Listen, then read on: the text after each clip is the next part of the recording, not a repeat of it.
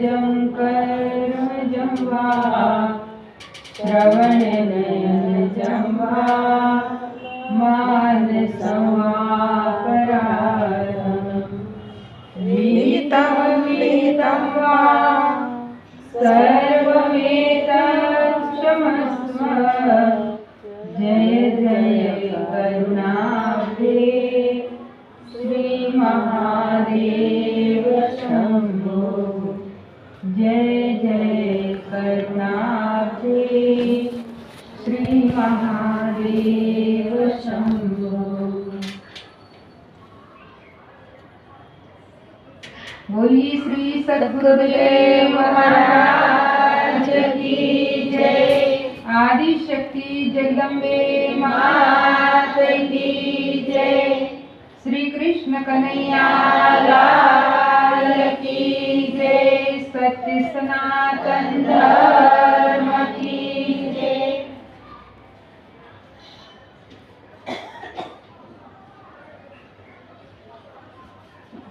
आदरणीय धर्मप्रेमी भाईओ તેમજ માતાઓ બહેનો, ઘણી ખુશીની વાત છે કે આપણને આપણી શેરીમાં આંગણામાં બેસીને સત્સંગનો લાભ મળી રહ્યો છે, સત્સંગતિ મળી રહી છે, સંતોનો સમાગમ મળી રહ્યો છે। કેમ કે પહેલાના જમાનામાં એવું આપણા સાંભળવામાં આવ્યું છે કે લોકોને સત્સંગ સાંભળવો તો જંગલમાં જવું પડતું, સાધુ સંતોના આશ્રમોમાં, ઋષિ મુનિઓના આશ્રમોમાં। સ્વયં ભગવાન રામ 14 વર્ષ વનવાસ નીકળ્યા તો અનેક ઋષિ મુનિઓના આશ્રમમાં જઈને એ સત્સંગ કરતા, સત્સંગ સાંભળતા। આજે આ કલયુગમાં સત્સંગ મળવો બહુ સહેલો થઈ ગયો છે। આપણને આપણા ઘર આંગણે મળે છે, ક્યાંય જવું નથી પડતું, ન કોઈ જંગલની તો વાત જવા દો, આપણે ઘરથી દૂર પણ નથી જવું પડતું અને આપણને સંતોનો સમાગમ, સંતોનું સાનિધ્ય અને પ્રભુની ચર્ચાનો, ઈશ્વરની કથાનો લાભ મળી રહે છે। અને ઈશ્વરની કથા જ એક એવો માર્ગ છે જે જીવને ઈશ્વર સુધી પહોંચાડી દે છે। કેમ કે જ્યાં બ્રહ્મની વાત થાય એ જ આપણને બ્રહ્મ સુધી પહોંચાડે। પણ આજે બ્રહ્મની વાતો તો આપણે ઘણી બધી સાંભળીએ છીએ, અહીંયા સુધી ટીવીમાં આખો દિવસ આપણે સાંભળ્યા કરીએ છીએ, તો બ્રહ્મની સાથે ક્યારે જોડાઈશું? શું ખાલી સાંભળવાથી જોડાઈ જઈશું? સાંભળવું જરૂરી છે, પણ સાંભળવા પછી સંતોએ કીધું કે શ્રવણ ત્યારબાદ મનન। જે પણ સાંભળીએ એના ઉપર મનન કરવામાં આવે, એના ઉપર થોડોક વિચાર કરવામાં આવે, થોડુંક ચિંતન કરવામાં આવે। જે સાંભળીએ એ શબ્દોનું મંથન થવું જોઈએ। જેમ આપણે દહીંને મથીશું ત્યારે તો માખણ નીકળશે ને, ખાલી એમ જ ચમચીથી જરાક હલાવી દઈશું તો માખણ મળશે નહીં। જો એમાંથી માખણ જોઈએ છે તો આપણે એને મથવું પડશે, મંથન કરવું પડશે। હમણાં પ્રયાગરાજમાં મહાકુંભ ચાલે છે। મહાકુંભ એની અસલ શરૂઆત આપણે માનીએ છીએ કે સમુદ્ર મંથન દ્વારા થઈ। કેમ કે સમુદ્ર મંથન જ્યારે દેવતાઓ અને દાનવો વચ્ચે થયું, દેવતાઓને પણ અમર થવું હતું અને દાનવોને પણ અમર થવું હતું। અને અમર થવા માટે બંને વચ્ચે હંમેશા યુદ્ધ ચાલ્યા કરતું, ઝઘડા ચાલ્યા કરતા. ઘણીવાર દાનવો દેવતાઓ પર વિજય મેળવી લેતા, ઘણીવાર દેવતાઓ દાનવો પર વિજય મેળવી લેતા. એવી રીતે હંમેશા બંને વચ્ચે યુદ્ધ ચાલતું જ રહેતું. ત્યારે ભગવાન શ્રી હરિ વિષ્ણુએ પોતાના વાહન ગરુડને એક સંદેશ લઈને જવાનું કહ્યું દેવતાઓ પાસે કે જો અમૃત જોઈએ છે તો સમુદ્રને મથવો પડશે. દેવતાઓ તો તૈયાર થઈ ગયા કે ભાઈ અમૃત મળી જાય, જો સમુદ્રને મથવાથી તો આપણે હંમેશા માટે અમર થઈ જઈએ. અને અમૃત કોને નહીં જોઈએ? બધાને અમર જ થવું છે. કોઈને મરવું ગમે? કોઈને મરવું નથી ગમતું, ભલે ને 80 વર્ષના દાદીમાં હોય કે 100 વર્ષના હોય કે 50 વર્ષના હોય કે ગમે તેટલી બીમારી હોય, ભલે આમ મોઢેથી કહી દઈએ કે ભાઈ હવે તો સહન નથી થતું, પણ જ્યાં એમ કોઈ વાત કરે કે હવે તારો ટાઈમ નજીક આવ્યો છે. જેમ એક માજી હતા, જંગલમાં લાકડા વીણવા જતા. હવે લાકડા વીણીને એમણે ઘણું બધું મોટી એની ભારી બનાવી, અને ભારી બનાવીને આખી જંગલમાં આમ તેમ ફરી ફરીને લાકડા વીણ્યા તો થાકી ગયા હતા. ભારી જ્યાં લઈને માથે મૂકવાના હતા તો એટલો શરીરમાં થાક, તો એમના મોઢેથી અચાનક નીકળી ગયું કે હે ભગવાન, હવે તો ઉઠાવી લે તો સારું. તો યમરાજ પ્રગટ થઈ ગયા કે ચાલો માજી. માજી કે ભાઈ કોણ છે, ક્યાં લઈ જાય છે? તો કે તમે જ હમણાં કીધું ને કે ઉઠાવી લે તો સારું, તો હું યમરાજ છું, તમને લેવા આવ્યો છું. ત્યારે માજી કહેવા લાગ્યા, જો ભાઈ ભલે તું આવ્યો, સારું થયું, હવે આવ્યો છે તો મને લઈ જવાને બદલે આ ભારી મારા માથે ચઢાવી દે.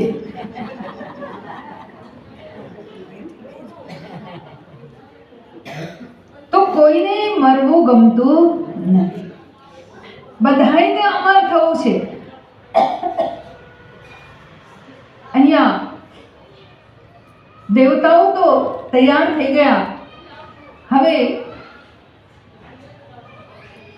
દાનવો પાસે સંદેશ મોકલવાનો હતો, અને દાનવો તો ગરુડજીના વિરોધી. તો ભગવાન નારદજીને મોકલે છે દાનવો પાસે કે તમે જાઓ અને સંદેશ આપી આવો દાનવોને.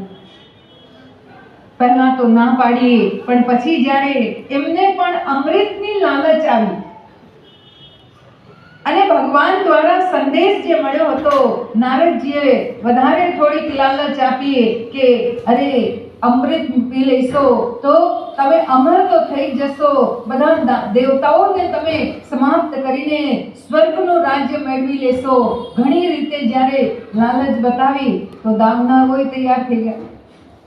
અને એ રીતે દેવતાઓ અને દાનવોએ સમુદ્ર મંથન કર્યું.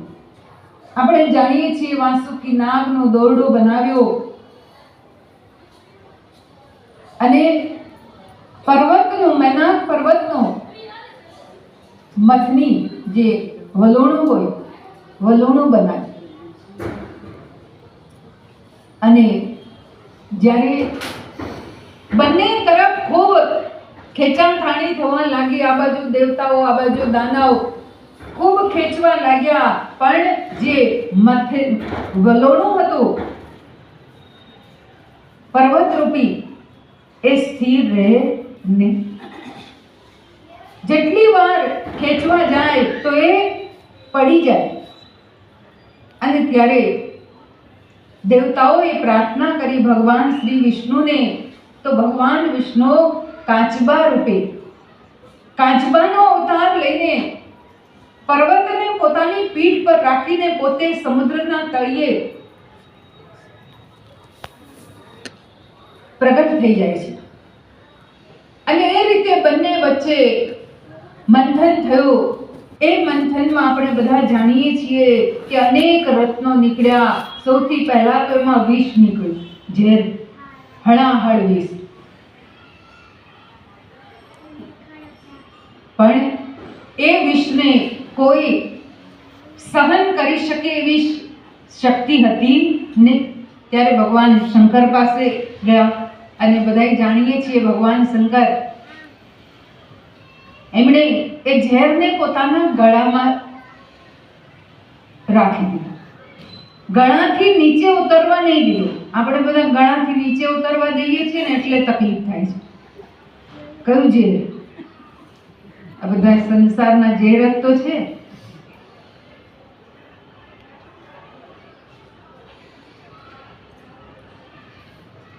જ્ઞાનીઓ કહે છે ભગવાન શંકરે એ ઝેરને પોતાના ગળામાં ધારણ કરીને આપણને શિક્ષા આપી કે સંસારમાં ડગલે ને પગલે ઝેર પીવાનો વારો આવશે, પણ એને તમે પેટમાં ન ઉતારતા, એને તમે તમારા ગળા સુધી જ રાખજો, નહીં તો એ બહુ નુકસાન કરશે. ભગવાન એટલે નીલકંઠ કહેવાયા. પણ એ જ સમુદ્ર મંથનમાંથી 14મું રત્ન અમૃત નીકળ્યું. અને એ અમૃત આપણે જાણીએ છીએ કે 4 જગ્યાએ એના ટીપા પડ્યા. જ્યારે અમૃતના કળશને લઈને ઇન્દ્રનો પુત્ર જયંત ત્યાંથી ભાગવા લાગે છે, એની પાછળ સૂર્યદેવ, શનિદેવ, ચંદ્રદેવ ભાગે છે. અને આ જોઈને દાનવોને નક્કી થઈ ગયું કે આ તો અમૃત છે અને એટલે આ બધા એને પ્રાપ્ત કરવા ભાગે છે. આ તો દેવતાઓ જ એકબીજાની વચ્ચે વહેંચી લેશે, અમે રહી જઈશું. અને ત્યારે દાનવો પણ એ અમૃતને મેળવવા માટે એમની પાછળ ભાગીને એ જ અમૃતના કળશને ખેંચવા લાગે છે. અને એ જ ખેંચાતાણીમાં એમાંથી અમૃત છલકાઈ ગયું. જેમાં કહેવાય છે 4 ટીપા, એક પ્રયાગરાજમાં, એક હરિદ્વારમાં, એક ઉજ્જૈનમાં અને એક નાસિકમાં. આ રીતે 4 ટીપા પડ્યા. પણ એ જ પ્રયાગરાજ જ્યાં અત્યારે મહાકુંભ ચાલી રહ્યો છે, જેવી પવિત્ર ભૂમિ, જ્યાં સ્વયં યાજ્ઞવલ્ક્ય ઋષિ એમનો આશ્રમ અને હંમેશા ધ્યાન કર્યા કરતો. ભરદ્વાજ ઋષિ પ્રયાગના કિનારે યાજ્ઞવલ્ક્યના આશ્રમમાં જઈને પોતાના મનની જે પણ કંઈ શંકાઓ હતી, મનના જે પણ સંશય હતા, એ યાજ્ઞવલ્ક્યને પૂછે છે.